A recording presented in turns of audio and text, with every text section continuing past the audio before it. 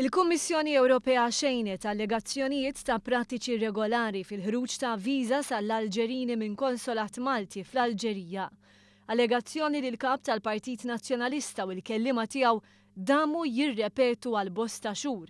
Jirriżulta li dwar dan id-Direttur Ġenerali tal-Affarijiet Relatati mal-Migrazzjoni fih dan il-Kummissjoni Ewropea ikkorrisponda mar-rappreżentanti permanenti ta' Malta l-Unjoni Ewropea. Korrespondenza rrapportata fil-ġurnal The Malta Independent.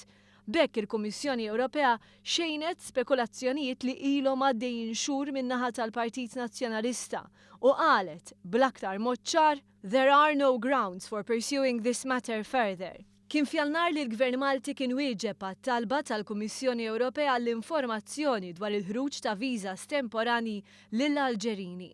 Bil-fatti f'idea l-Kummissjoni wieġbet billi qalet li ma sabet xejn ħażin u li kull stat membru huwa responsabbli li jeżamina kull applikazzjoni għal viża u jivverifika li min qed japplika jissodisfa il-kundizzjonijiet meħtieġa.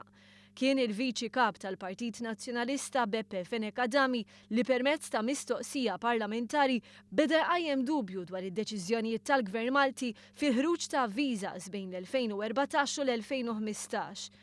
Min hemm skattaw serje ta' attakki, l-aktar mill-kap tal-Oppożizzjoni Simon Busuttil, bajjat ta' skandlu, korruzzjoni, skam u sensiela ta' aġġettivi oħra. Ta' min ifakkar ukoll li fturija ta' trasparenza, il-Gvern Malti stess talab li l-Uffiċċju tal-Awditur Ġenerali jinvestiga.